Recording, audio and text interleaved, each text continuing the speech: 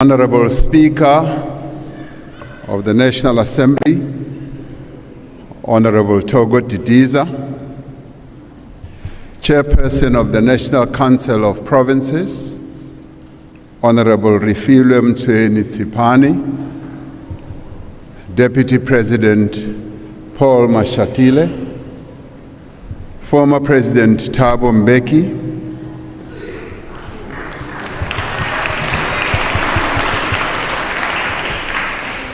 former Deputy President Baleka Mbete,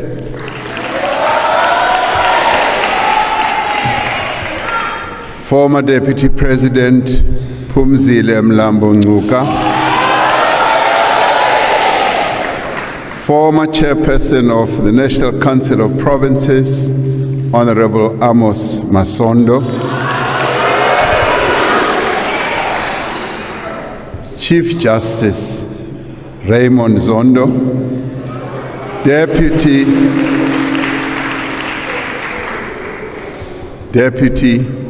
Chief Justice Mandisa Maya, Executive Mayor of Cape Town, Mr. Gordon Lewis, the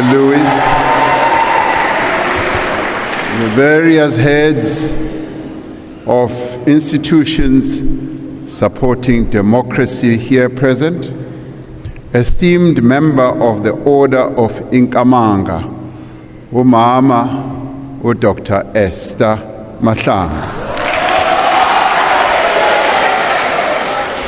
distinguished guests and eminent persons, members of the Diplomatic Corps, honorable members of Parliament, and fellow South Africans.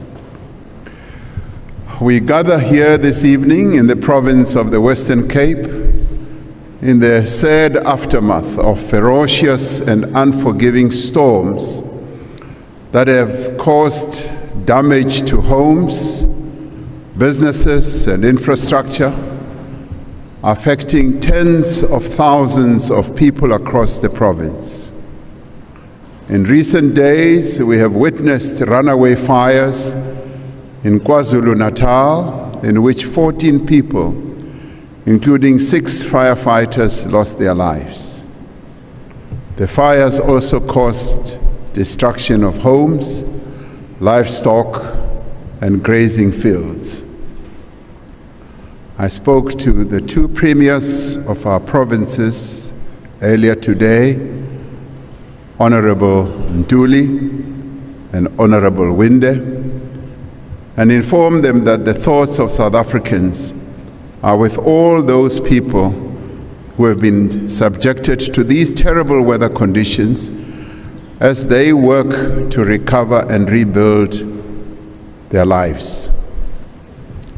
I have asked honorable members, the Speaker of the National Assembly, and the Chairperson of the Council of Provinces to convene this joint sitting to formally open Parliament on a day that is full of meaning and significance in the lives of not only South Africans, but many people around the world.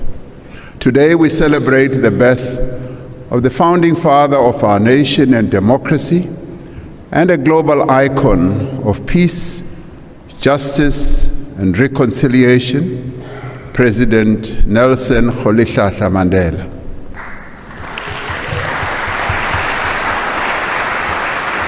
Across our country and across the world, millions of people are marking this day with deeds of service and solidarity.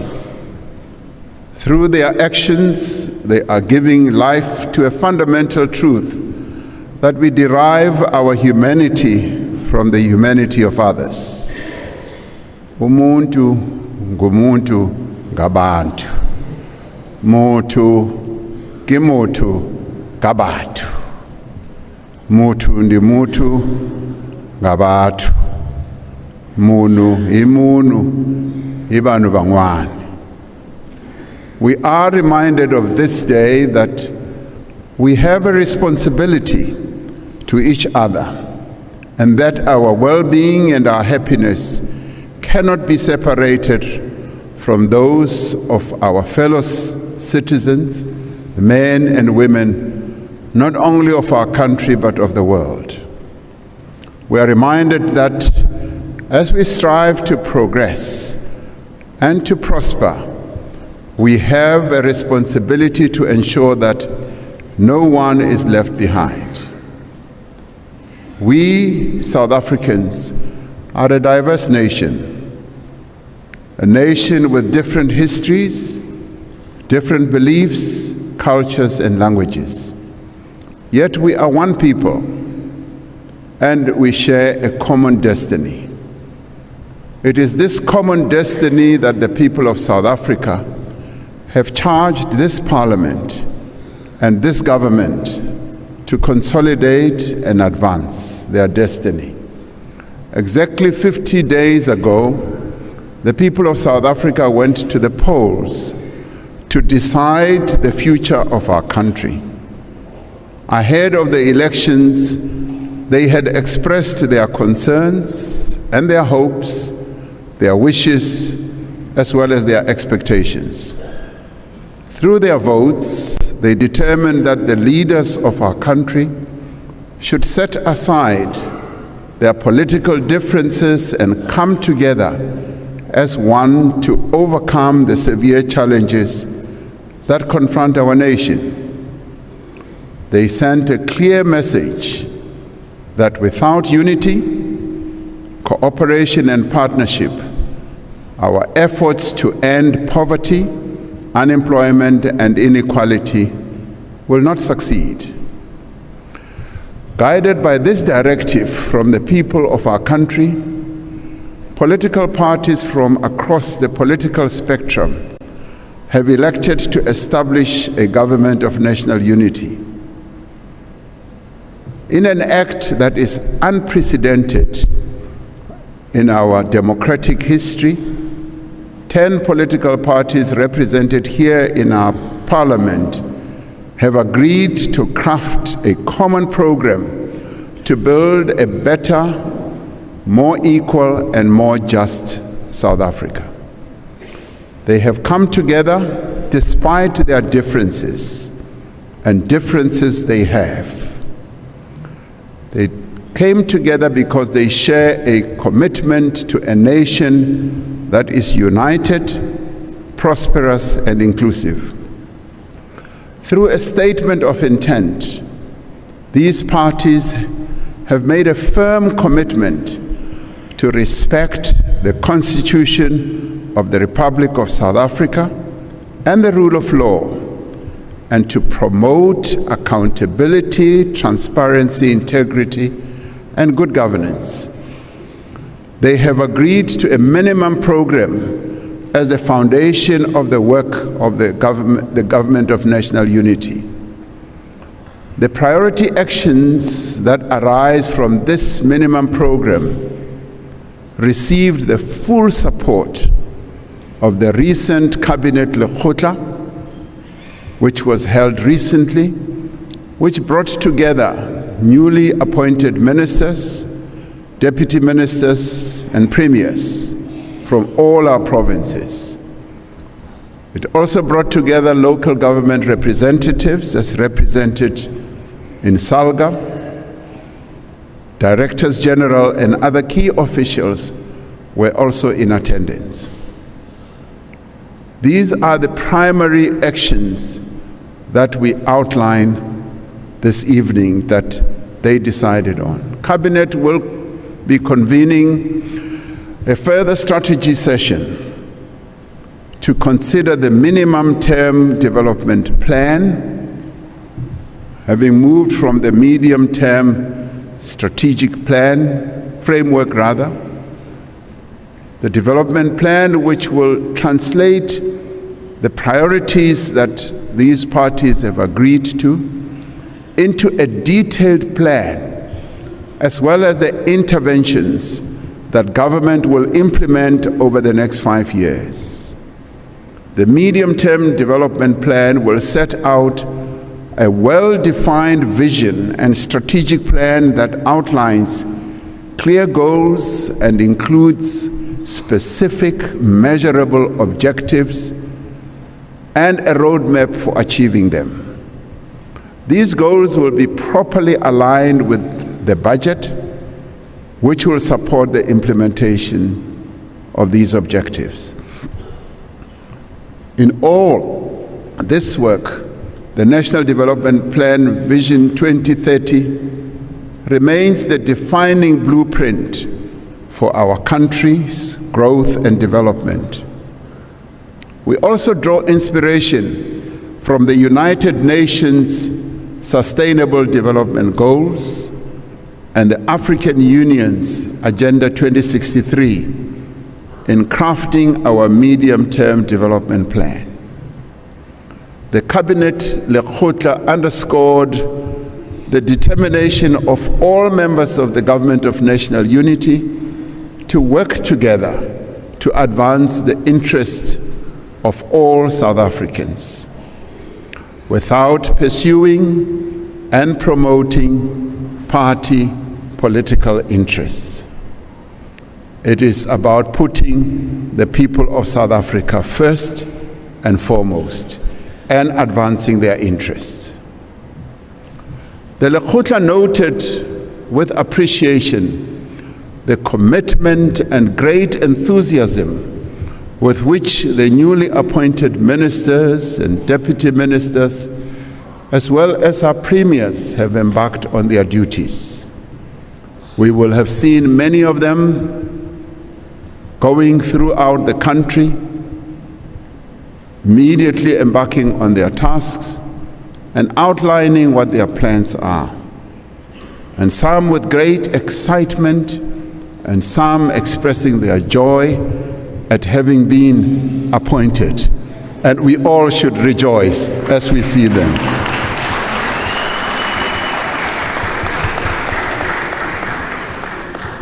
Honorable members,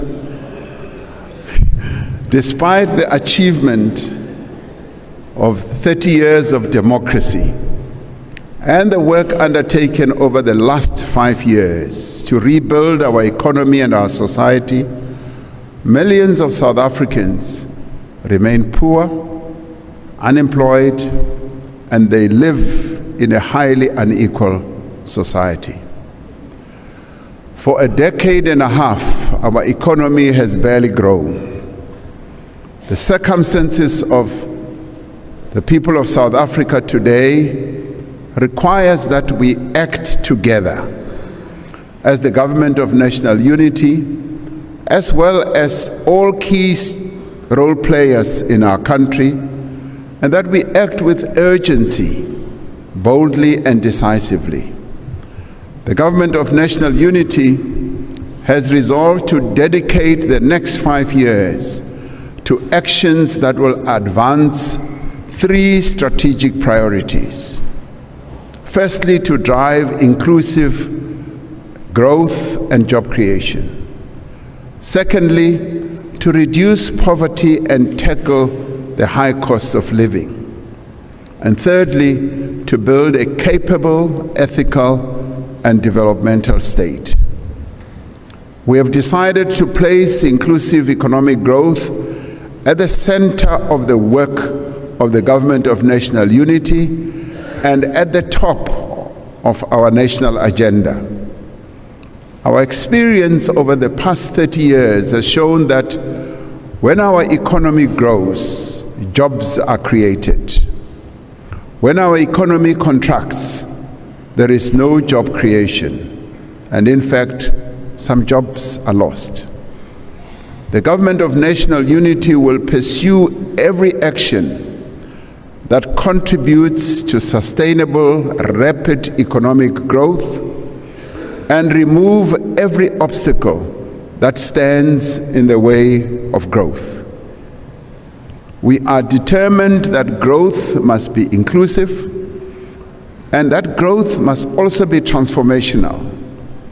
Inclusive growth must drive the redistribution of wealth as well as opportunity. It must support the empowerment of Black South Africans and women and all those who in the past had been relegated to the fringes of our nation's economy. This is part of the constitutional imperative to redress the imbalances of the past and deal with the slow process of development. Through empowerment and transformation, we can ensure that the skills, the capabilities, resources, and energies of all South Africans are used to the greatest effect. We will continue to pursue the programs that encourage broad-based Black economic empowerment, employment equity, and support to small and medium-sized enterprises.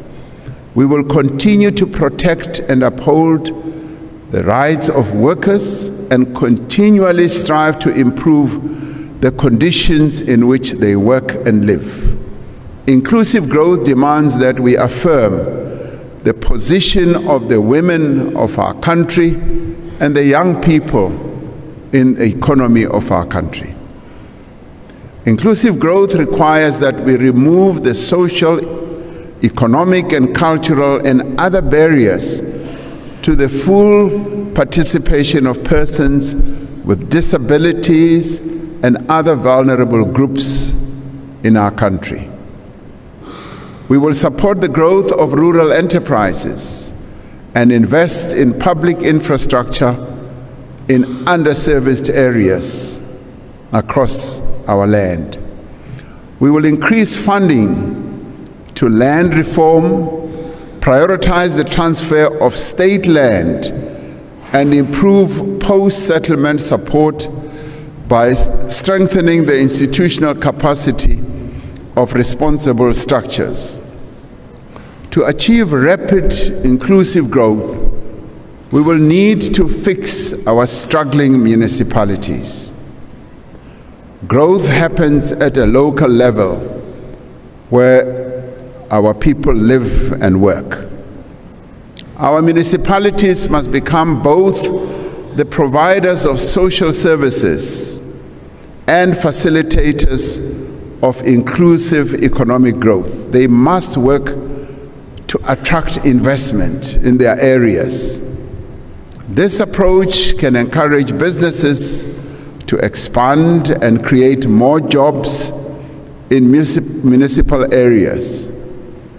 Investors are generally attracted to areas that have reliable and modern infrastructure. Simplifying and speeding up planning and regulatory processes can make it easier for businesses to invest and operate in a municipality, and this often leads to the creation of more and more jobs. As the national government, we have both a constitutional responsibility and a clear electoral mandate to assist municipalities in the effective exercise of their powers as well as their functions. We will ensure that the institutional structure and funding model for local government is fit for purpose and that municipalities are financially and operationally sustainable. Now this we will do because our municipalities have been raising this over and over again. We will put in place systems to ensure that capable and qualified people are appointed to senior positions in municipalities and ensure independent regulation and oversight.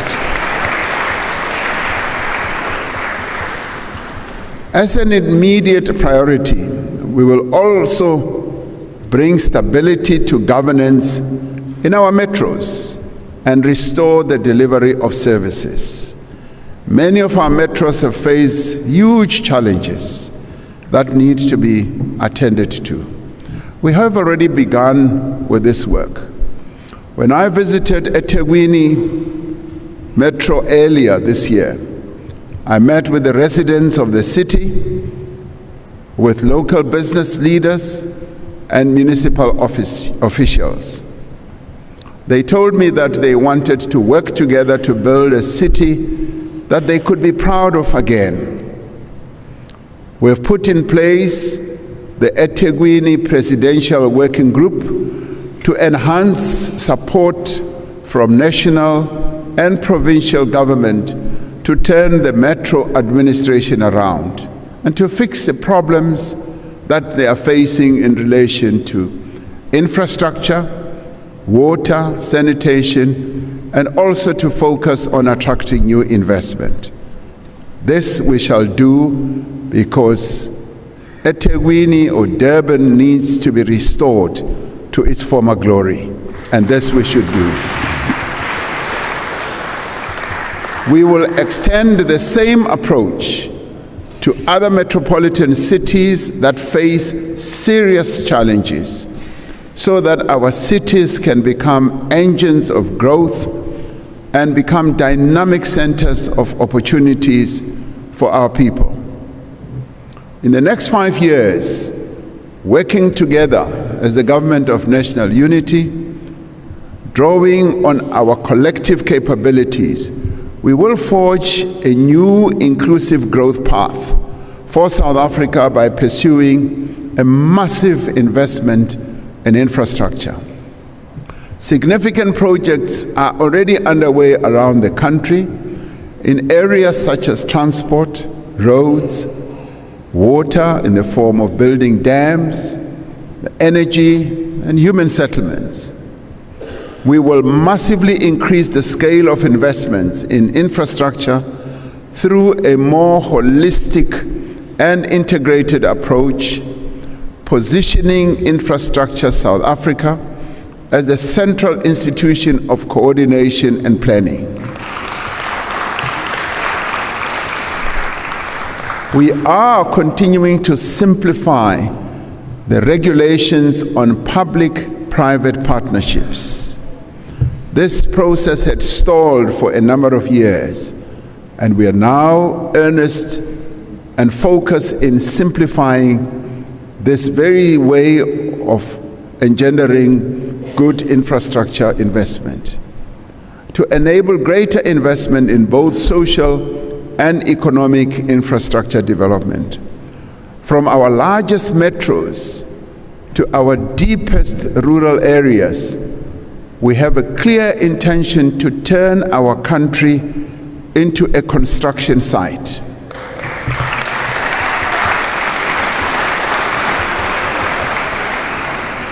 We want to see yellow equipment, yes, throughout our country, and cranes and roads being built, as well as dams, as well as bridges, houses, schools, hospitals, including broadband fiber that will be laid out as new power lines are installed.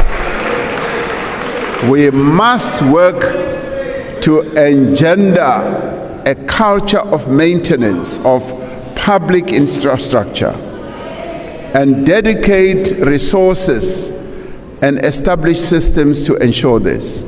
Now, the culture of maintaining our infrastructure has declined over a number of years. We build infrastructure facilities and leave the maintenance thereof to a time when they have started to debilitate and collapse. Part of the process must be engendering a culture of maintaining right from the day they have been put in place.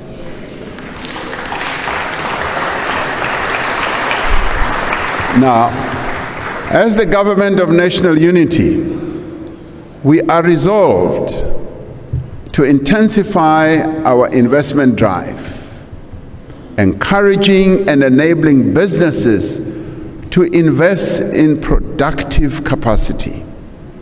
These investments will lead to increased employment creation for unemployed South Africans, especially for young people. We will drive growth in labor-intensive sectors such as services, as it is happening now, and agriculture, which has a great potential to create jobs.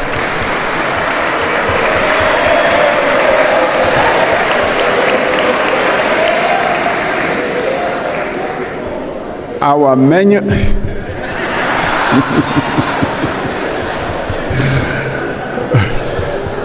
yes, agriculture.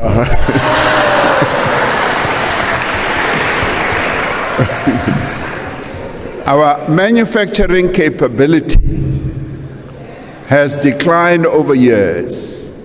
We do need to re-industrialize our country and make sure that we can create more and more jobs out of quite a number of sectors of our economy. To create more jobs for South Africans, we will also focus on processing our minerals so that we export finished products rather than raw commodities. It is actually quite sad to see us continuing to ship out rock, soil, and dust out of the ports of our country, and yet we can process a number of these minerals and ensure that we export processed products, finished products. That is what we will be focusing on. We will pursue a smart industrial policy that focuses on the competitiveness of our economy and that incentivizes businesses to expand our exports and to create jobs. We will continue to work with stakeholders to develop and implement master plans to grow important industries, to increase investment, to create jobs and foster transformation. Now, we will also review the various master plans that we have to see whether they're becoming as effective as we had envisaged. We are convinced that small, medium enterprises and the informal sector hold the greatest potential for inclusive growth and job creation. We will pay particular attention to supporting small and medium-sized enterprises in our townships, in our rural areas, and in areas that need focus. We will take economic activity to where most of our people live so that more and more jobs can be created. Red tape debilitates the creation of jobs. Every department and every public entity has been directed to reduce the undue regulatory burdens that hold back businesses from creating jobs. And this is an area that our ministers will focus on in the areas of their work, so that the various entities and the various structures of government ensure that the regulatory burden that we often impose on businesses must be eliminated so that our businesses can thrive and be profitable and create more jobs. We have demonstrated the value of public and social employment in creating immediate work and livelihood opportunities for many of our people. The Presidential Employment Stimulus, the expanded Public Works Program, and other initiatives under the Presidential Youth Employment Intervention have provided income, work experience, and skills development opportunities to many of our people, particularly young people and women. We will expand and institutionalize these programs so that more and more young people can participate in job opportunities and skills development. Now, through the presidential employment stimulus, we have been able to create nearly 2 million work and livelihood opportunities. Yes, this is true. If you go to our schools, 25,000 of them benefited from the deployment of young people who came in as teacher assistants. Through this program, they gained a lot of experience, they gained a lot of know-how, and they got into the world of work. And many of them are now better equipped to be able to operate in the world of work. We see great potential for growth beyond our borders. As we strengthen economic diplomacy with our largest trading partners and potential trading partners, we will prioritize the implementation of the African Continental Free Trade Area to increase our exports to the rest of our continent. The rest of our continent is actually a wide open opportunity for South African businesses. As one goes around the continent, you often see products from other continents outside of our own. And this can be a real good opportunity for South African businesses.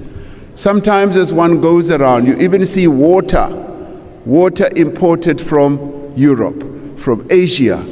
And one often asks oneself, why can't this be done on the African continent? And this is an opportunity for the most industrialized nation on the continent to export to the rest of the continent. We will do this as part of our foreign policy approach, which promotes peace, security, democracy, and development across Africa and advances a more just and inclusive world order. Over the next 5 years, we will seize the enormous opportunity in renewable energy for inclusive growth. South Africa has some of the best solar and wind resources in the world. As we undertake a just transition towards renewable energy, our country must create a green manufacturing sector centered on the export of green hydrogen and associated products.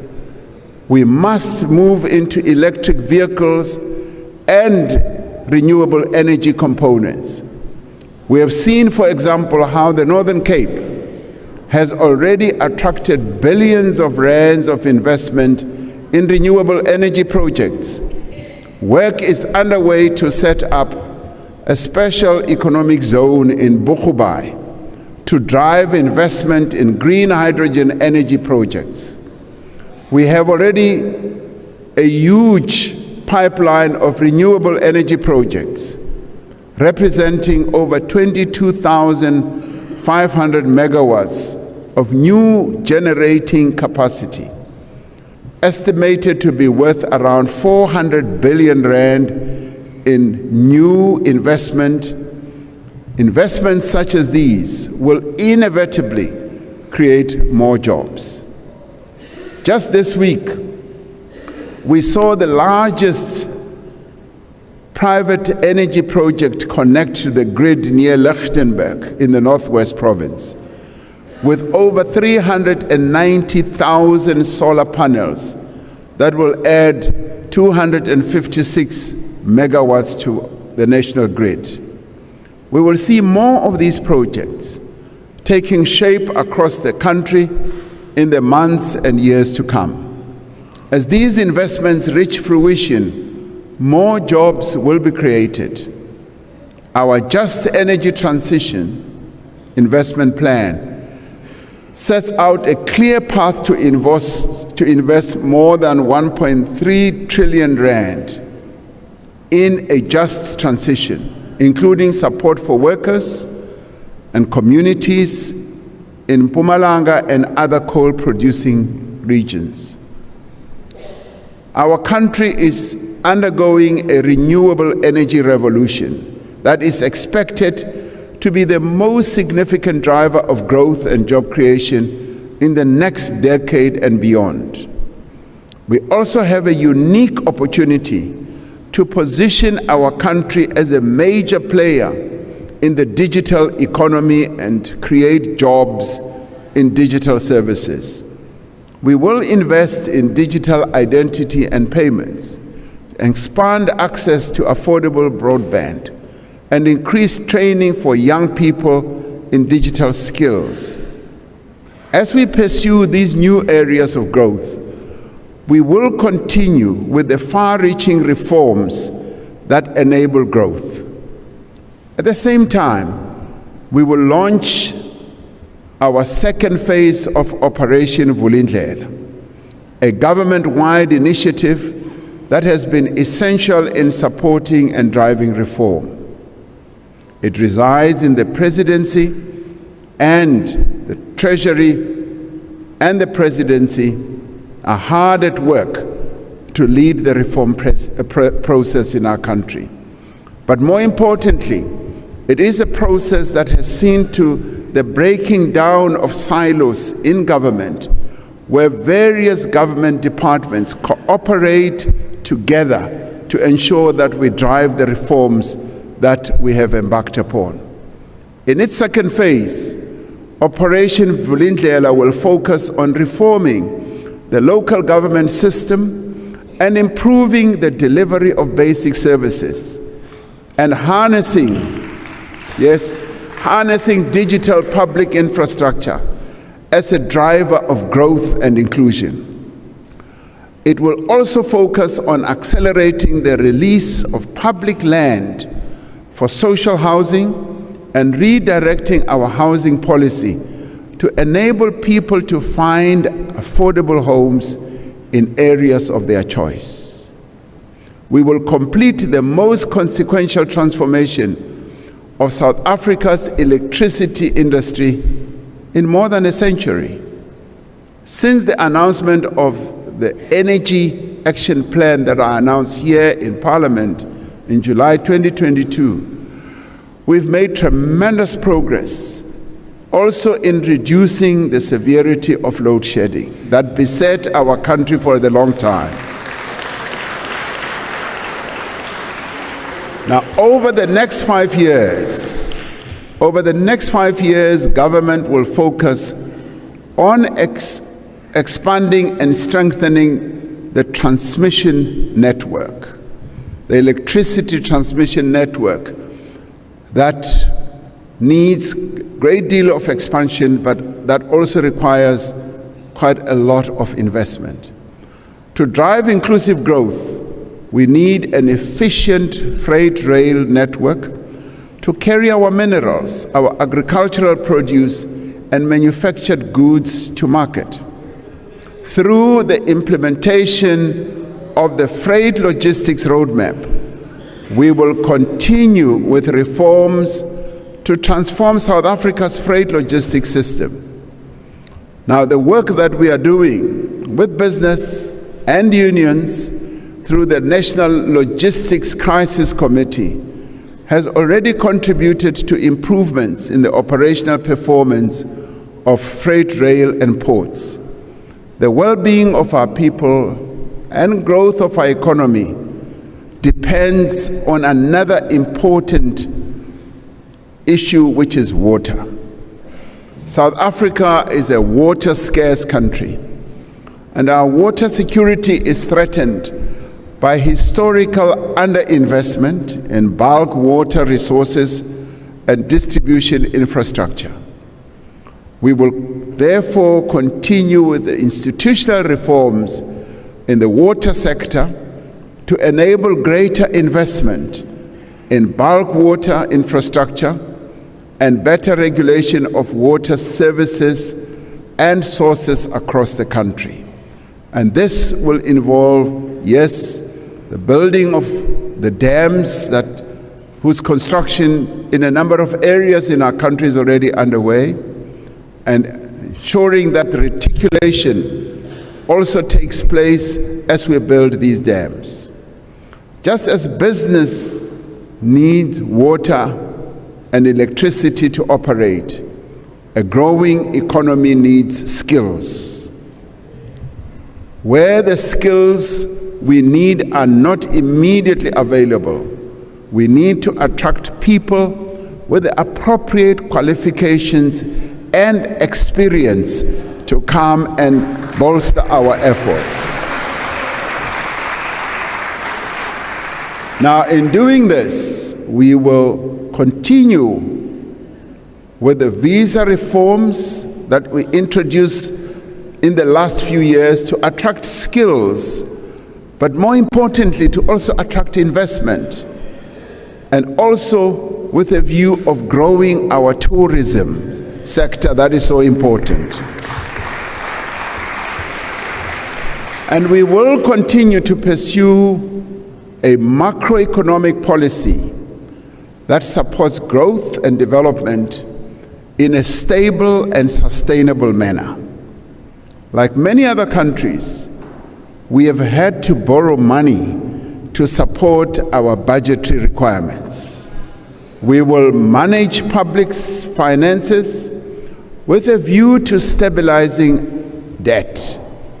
We are firmly committed, to steadily reducing the cost of servicing our debt so that we can redirect funds towards other critical social and economic needs. Our second strategic priority as the Government of National Unity is to tackle poverty and the high cost of living. An effective, integrated and comprehensive poverty alleviation strategy is necessary to provide protection and support to the most vulnerable in our society. Even at a time when many companies are making large profits, millions of South Africans are suffering as a result of rising prices of everything they buy. As the Government of National Unity, we will look to expand the basket of essential food items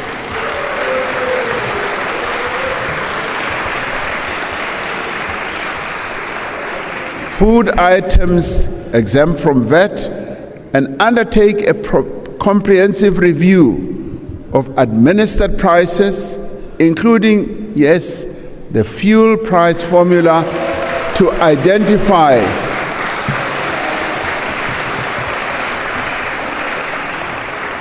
and this we did for a while. When the prices of fuel just kept on rising, we were able to find a way in which we could stabilize the price. We will seek to find ways of addressing this challenge. Asset poverty is one of the underlying causes of abject poverty in our country, and this exacerbates the high cost of living amongst our people. The provision of title deeds for land and housing provides people with assets that they can use to improve their economic position. Income poverty is also one of the underlying causes of poverty. The best way to deal with poverty is for people to have jobs. We have, however, made interventions to support the unemployed through a variety of interventions, including during COVID, when we introduced the SRD grant. The SRD grant has provided a lifeline to millions of South Africans who are unemployed. We will use this grant as a basis as we move on for the introduction of a sustainable form of income support for unemployed people to address the challenge of income poverty. We must ensure that local governments properly implement the indigent policy so that the old, the infirm, and the poor are able to get assistance with the payment of basic services. Now, this is important. And importantly, we will link social assistance with other forms of support to lift people out of poverty. As a country, we need to appreciate the impact that a well-functioning and quality education system has on both reducing poverty and driving inclusive economic growth. We will therefore focus on achieving universal access to early childhood development, which is a prerequisite. And this, honorable members, is a prerequisite for improved learning in later years. We will ensure schools are conducive to deliver good education with enough classrooms, safe and appropriate sanitation facilities, clean water, and a daily meal for those children who attend our schools. To ensure that we produce the skills that our economy needs, we will expand vocational and technical training in schools and post-school institutions. And in this regard, we will seek to take a demand-led approach to skills development. An important task of the next 5 years is to ensure that we also reduce the high cost of living through ensuring that everyone in South Africa has equal access to equitable, accessible, and affordable quality health care. As we implement the National Health Insurance, we will focus on strengthening healthcare infrastructure, which many people during the debate and discussions on the NHI have said we should focus on. We will also improve the training of healthcare professionals and use technology to improve healthcare management. Now, while there is much contestation around the NHI, there is broad agreement that we must draw on the resources and capabilities of both the public and private sectors to meet the healthcare needs of all South Africans equally. In implementing the NHI, we are confident that we will be able to bring stakeholders together and that we will be able to resolve differences and clarify misunderstandings. Now, as the Government of National Unity, we have agreed that we will seek to build consensus around issues that we may not agree on.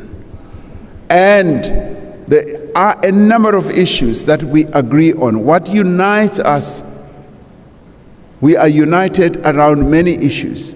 And there are issues which we still need to find full agreement on. And yes, we will work hard to make sure that we do find agreement. Now, with so many people living far from economic opportunities and services, transport costs take up a large portion of many of our people's income and drive up the cost of living. We often hear reports that many of our people spend up to 40–50% of their income just on transport. An immediate priority is therefore to complete the recovery of the passenger rail network across the country to enable people to travel from outlying areas to cities at an affordable rate. Around 80% of commuter rail corridors are now back into operation, and nearly 300 vandalized stations have been refurbished, providing safer and more efficient services to commuters. The third strategic priority of the Government of National Unity is to build a capable, ethical, and developmental state. We will proceed with the work already underway to professionalize the public service, ensuring that we attract into the state people with skills and capabilities. And I need to pause for a minute here that as the Government of National Unity, key people who were appointed into positions of ministers and deputy ministers, as they got into the office, the public service officials have managed this transition period extremely well, and I want to thank them for doing so. We will continue to fight corruption and prevent undue political interference in our administration of the state. In this administration, we will complete the work to restore the financial position and operational performance of our state-owned enterprises. We will complete the implementation of a new centralized ownership model for our state-owned enterprises. This will improve accountability, transparency, governance, and oversight, while reducing inefficiency and the potential for corruption. The establishment of a state-owned SOE holding company will give us even greater capacity, apart from everything else that this will benefit us for. It will give us greater capacity to build a sovereign wealth fund. This has been done successfully by other countries whose sovereign wealth funds have built up capital from the high performance of their state-owned enterprises rather than from the fiscus. So this is an important move.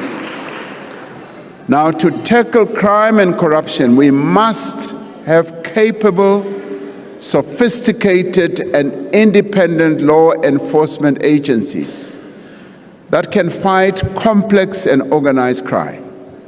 We will deploy modern technology to assist crime fighting. A data-driven approach will be used to identify violent crime hotspots and inform the allocation of policing resources alongside prevention measures. We will continue to tackle priority crimes like illegal mining, gang violence, cash and transit heists, and the construction mafia through specialized police units.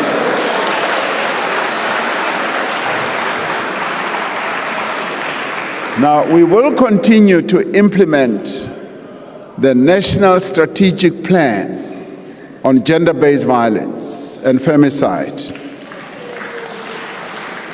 And we will expand victim support services like the Tutuzela centers and GBV desks in police stations.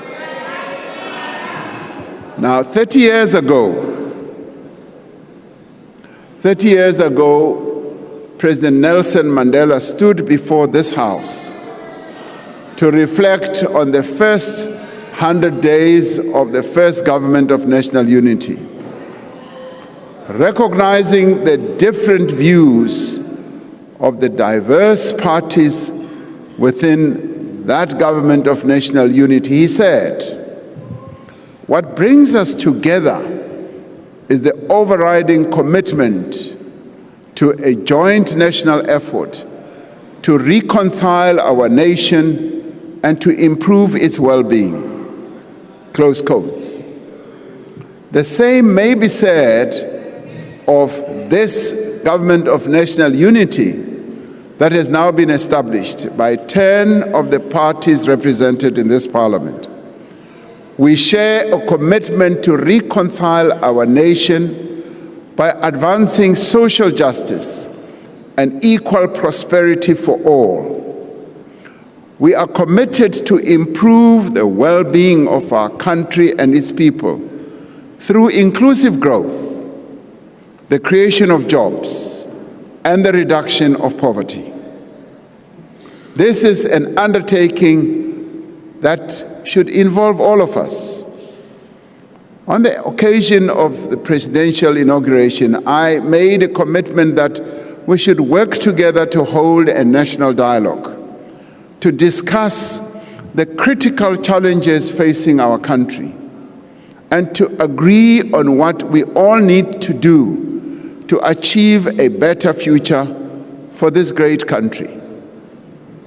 Across society, people, organizations, foundations, and you name them, have expressed their support for a national dialogue. They have said it should involve all key stakeholders in the life of our country, representing civil society, traditional leaders, the faith-based sector, labor, business, cultural workers, sports people, and other formations representing the diverse interests and voices of our citizens. Following the example set by historic events such as the Congress of the People in 1955, the Conference for a Democratic Future in 1989, and the CODESA talks in the early 90s, and drawing on the experience of writing our Constitution in 1996, we envisage a national dialogue that involves extensive and inclusive public participation. As we have done at many important moments in our history, we will seek to forge a common vision and build a comprehensive social compact with a clear program of action to realize our people's aspirations for this beautiful country. Through this national dialogue, we are called to be agents of change, to be champions of inclusive growth, to be the creators of opportunity for all our people. A few years ago, a diverse group of partners and stakeholders from across society came together to consider various scenarios for the future of our country. These were called the Indlulamiti Scenarios 2035. One of the scenarios that they painted and described was called the recrimination nation, using the image of the bird, the loud hadida, as its symbol. This described a situation of inaction where our country's problems go unresolved and where everyone blames each other for South Africa's ills. This scenario painted a picture of our country going into decline. The second scenario that they painted and described symbolized a vulture. This painted a picture of a desperate nation governed by a populist coalition whose main objective is self-enrichment and patronage. Now, this scenario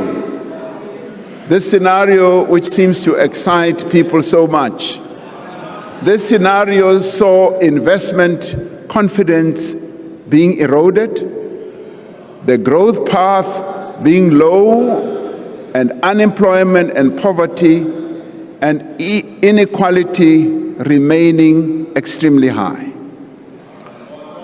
These fellow South Africans also described a scenario they called the cooperation nation, which was symbolized by social weaver beds.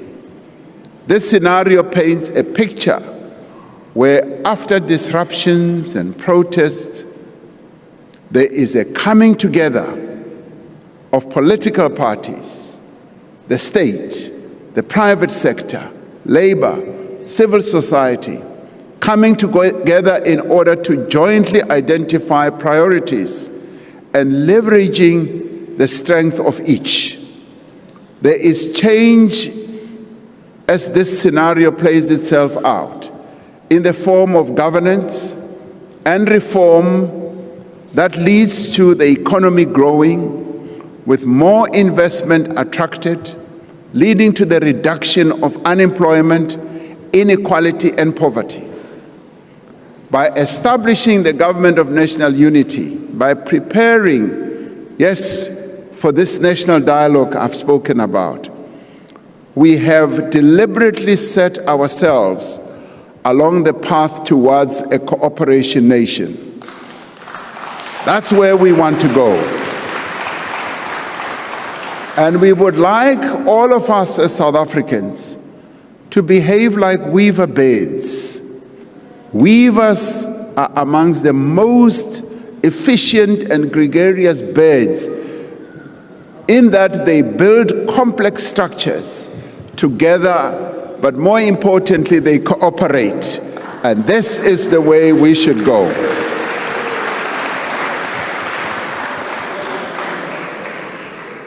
Despite all the challenges, despite our differences, despite all the headwinds that we have faced, as South Africans, we are called upon to remain firmly committed to pursue the path of cooperation, of growth and inclusion.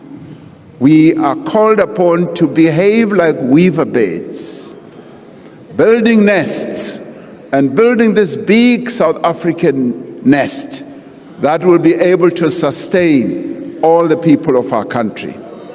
Earlier today, a group of South Africans, of South African climbers, reached the summit of Kilimanjaro.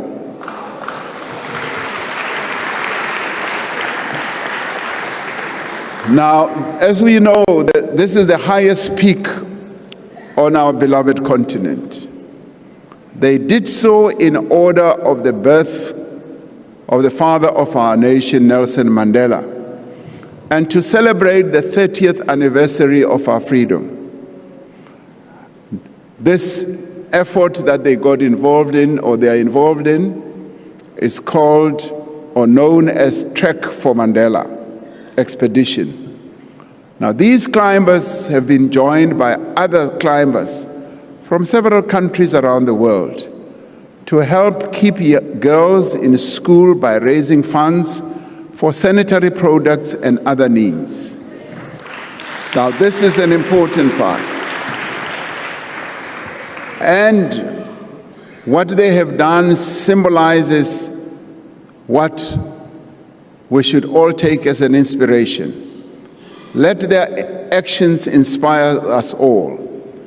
Let their achievement of reaching the summit of Kilimanjaro remind us that as the South African nation, there is no mountain we cannot climb and no peak we cannot reach.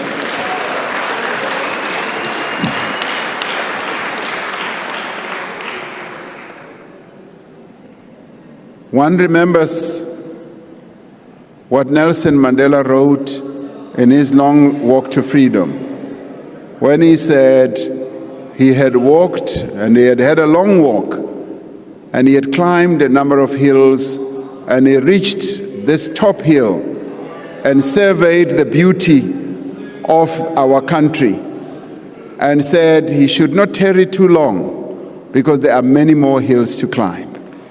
As South Africans, we can summit many hills if we work together and we rise together.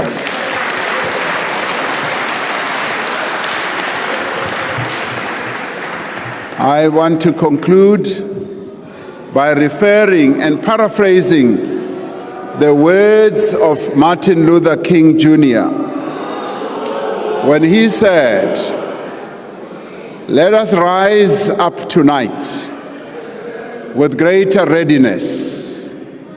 Let us stand with a greater determination, and let us move on in these powerful days, these days of challenge to make South Africa what it ought to be. We have a great opportunity to make this country a better nation. The coming together of all these parties that have decided to cooperate is quite a historic moment for our country, and we must make the government of national unity work and function and succeed.